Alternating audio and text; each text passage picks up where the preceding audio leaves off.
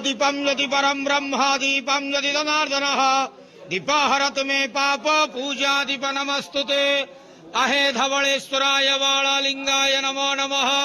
संसार सुखी रखंतु।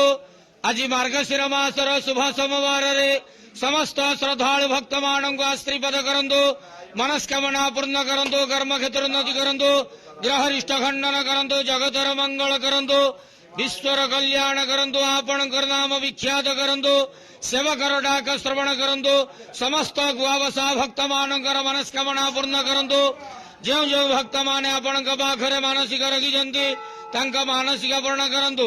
धवलेश्वराय वाळालिंगाय नमो नमः। संसार सुखी रखंतु आनंद गवार हरि बोलो। आज मार्गशीर मासर शुभ सोमवार रे समस्त श्रद्धालु भक्त मानक आश्रीपद करंतु आनंद गवार हरि बोलो।